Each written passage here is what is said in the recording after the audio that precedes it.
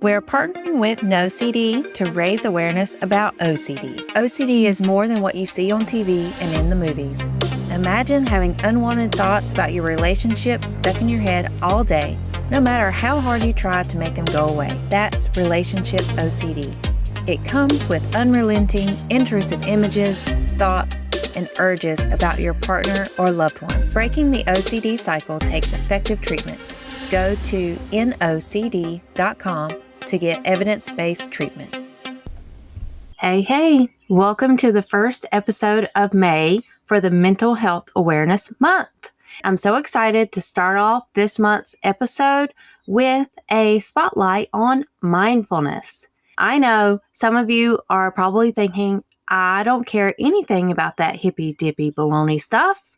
However, hear me out, and by the end of today's episode, you're going to be walking away with understanding what mindfulness is, how it's helpful, and some actionable steps you can do to start practicing mindfulness today.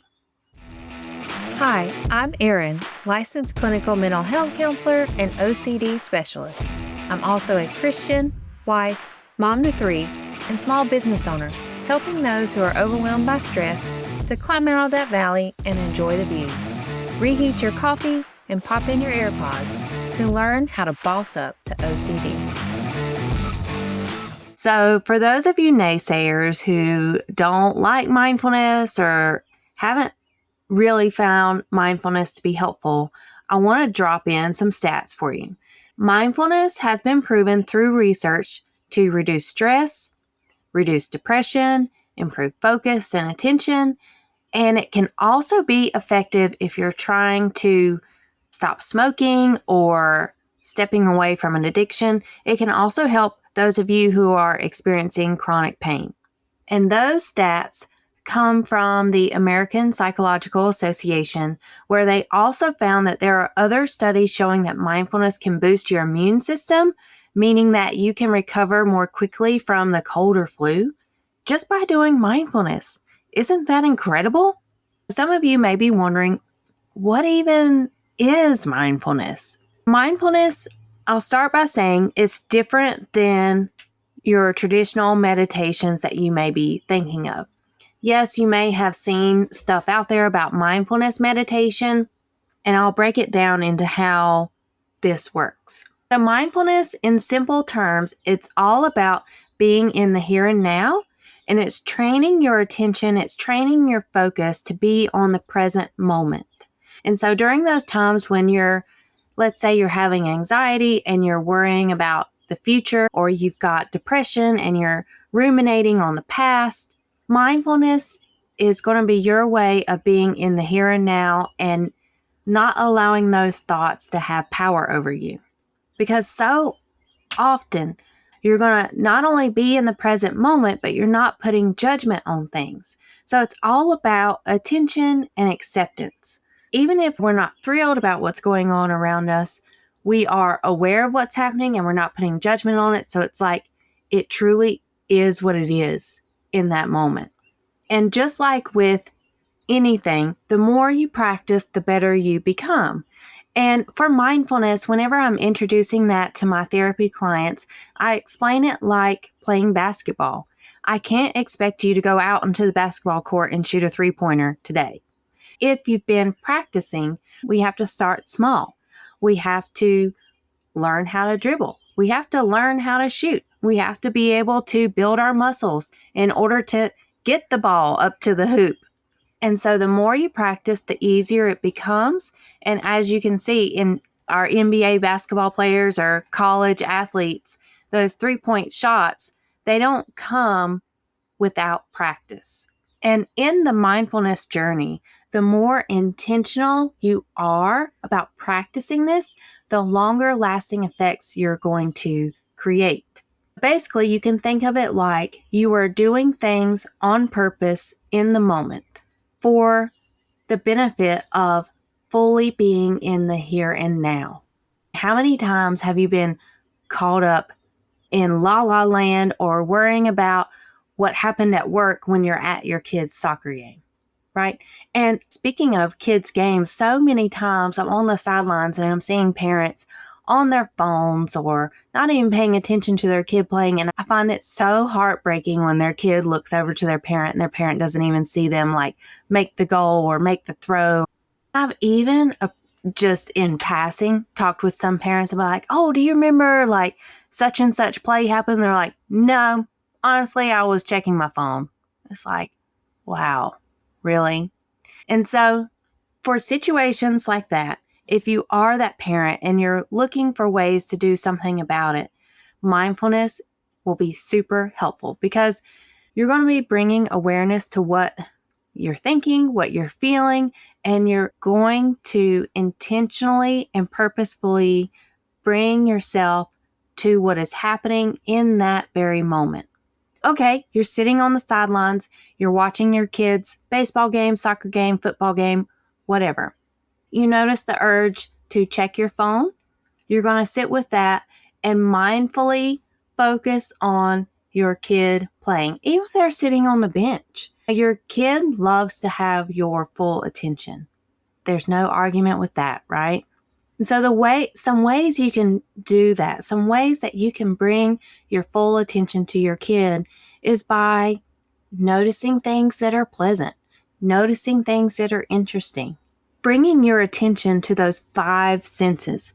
And those 5 senses are the sight, sound, taste, smell, touch. So even if you're sitting in the bleachers or you're sitting in that baseball chair, you could bring your attention to like, how do my feet feel on the floor? What does the air feel like on my face? And so by doing these things, by bringing your attention to the present and to the here and now without judgment and just noticing those things in a different light, you are changing your brain structure. Absolutely incredible, right? And so those parts of your brain are the attention and emotion regulation. And with those, you're able to pay attention to things easier, and you're also going to be able to keep your emotions more even, more regular, more stable.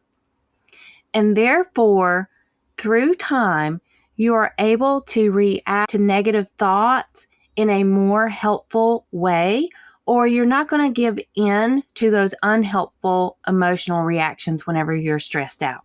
I encourage you to see what happens whenever you're trying to mindfully just be there, process the information, and not react to that roller coaster of emotions. Don't give in to those knee-jerk reactions. So, for example, let's say your kid is on a baseball team and the baseball season is not going very well. It can be very easy to blame a losing game on the coach. So whenever you're sitting in disappointment, I want you to take a moment and acknowledge the disappointment that you feel, or maybe that frustration that's coming up for you. Because whenever you are experiencing a loss of any kind, difficult emotions will happen. And so in those moments, you are acknowledging, yes, I am upset. Yes, I am disappointed. Yes, this feels uncomfortable. Yet I can still move through my day with ease without rehearsing the negative thoughts over and over. Another example that comes to mind is thinking about a job interview. Of course, you're going to be nervous. And so whenever you step into that job interview, I want you to notice the anxiety that is coming up, acknowledge it, and recognize that your brain is trying to keep you safe. Your body is trying to respond to the environment in a way that helps you survive. And so you can mindfully recognize that all of these things are happening and it's a false alarm. And in further acknowledging that it's a false alarm, you can bring your attention to maybe the sound of the air conditioning that's running in the background, or noticing any plants that look pleasant to you, or see if there's a particular smell in the office. Maybe there's a candle that's lit that you wouldn't have normally noticed was there prior to being mindfully aware. And so you'll notice that through mindfulness, it's not that we're running from the emotions.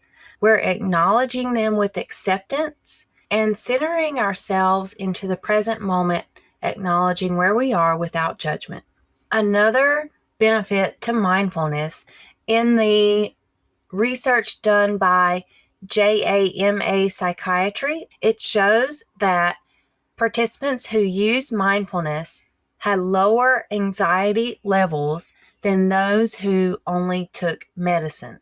And so, through this research article, it's saying that mindfulness can be a first line treatment.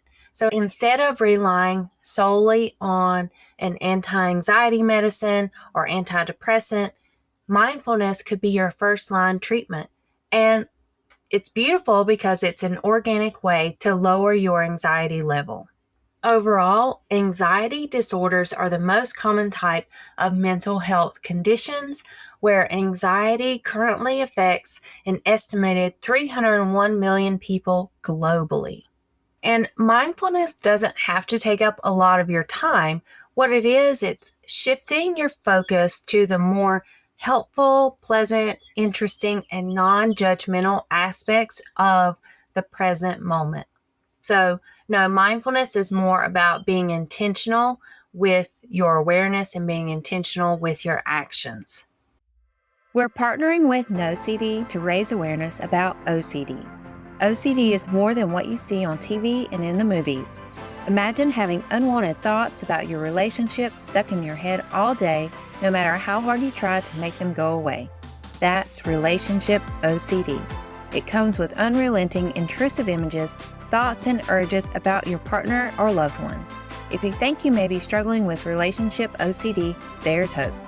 NoCD offers effective, affordable, and convenient OCD therapy.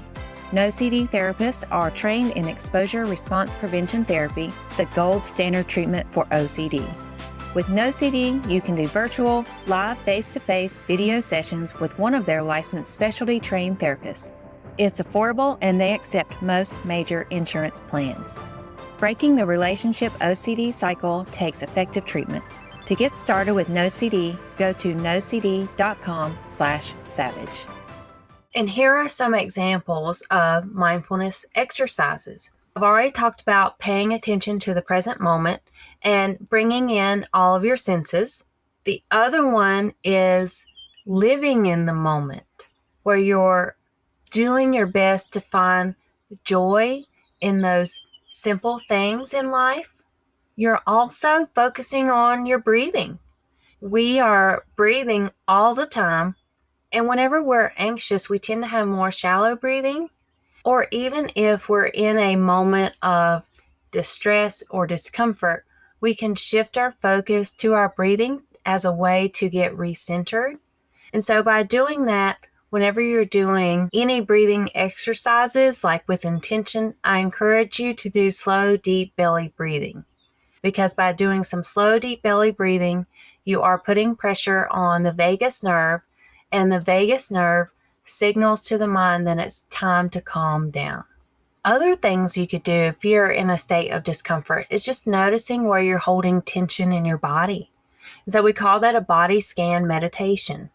And you can be anywhere, anytime, any place, but you're just noticing if there's tightness in your muscles or if you need to purposefully relax anything. It seems like it's very common, like for people who have like TMJ problems, for example, to purposefully relax your jaw. What I love to recommend to my patients, especially when they're struggling to have a routine or feeling accomplished or they have some self-esteem concerns, I love to recommend to my patients and to my clients that when you wake up in the morning, set one intention for the day. What do you want to accomplish today? What is going to bring you fulfillment? What is going to bring you joy or gratitude? And before we wrap up, I'll give you another example of mindfulness. Have you ever been to that Thanksgiving meal and there's just so much happening, so many people, so much food? Yeah, I've been there. And I distinctly remember one of those times when I first really felt a mindful moment. And that was when we were having that Thanksgiving meal. A lot is going on, a lot is happening. And I turned my attention out the window and noticed a birdhouse. The birdhouse was so beautiful. And it was so tranquil, so chill. It was something that I would not notice before had I not intentionally been mindfully aware. And so if you're someone that struggles with being in crowds or feeling stressed out when there's a lot going on, give yourself permission to have a mindful moment and see what happens. Okay, now that we've learned about what mindfulness is, let's talk about how mindfulness can be used when you're dealing with OCD. All right, so just like in referencing a game time situation where you've experienced a loss, or you're going to that job interview where things feel very anxiety provoking, your OCD is creating those intrusive thoughts. Again, the intrusive thoughts are those thoughts that come in that you're not trying to think about. So they're involuntary. And not only are they involuntary, but they also create stress. And that stress can range anywhere from 1 to 10. Okay, because we all experience intrusive thoughts, and most of us don't reach a level above a 5 of distress. Or if you're struggling with OCD, you're probably living in an anxiety level of above a 5 if you haven't gotten treatment. And so when these intrusive thoughts enter, you can mindfully acknowledge, oh, here we go again. This is my OCD talking. This is only an intrusive thought. And so you're able to create that separation. You can take a step back, and you're no longer feeling subjected to the power of the intrusive thought. And it's almost like you can feel your freedom. You can feel the freedom in acknowledging that these are only intrusive thoughts and that your thoughts do not define you. Because again, we're not putting judgment on the thoughts, right? We're just sitting there acknowledging, okay, here's the intrusive thought. I am going to move through this. And possibly you're going to move through that by bringing your attention to the here and now. You're going to focus on what's pleasant, what's interesting, what's actually happening. And so OCD wants you to believe that a catastrophe is right around the corner. OCD wants you to believe that you need to do something in order to stop this bad thing from happening, or that you are a bad person because you've thought these thoughts. When mindfulness is taking that counter approach of, we're good, we're okay, we are here. And the facts of the situation are that bad thing is not happening. And we're going to be very present focused. So focused on the present that it almost feels surreal. Like whenever you are truly in a mindful moment and all the other pieces of the past or the future wash away, imagine that feeling. I want you to really take a second and imagine what that would be like for you when you are no longer worried, when you are no longer in fear about something bad happening.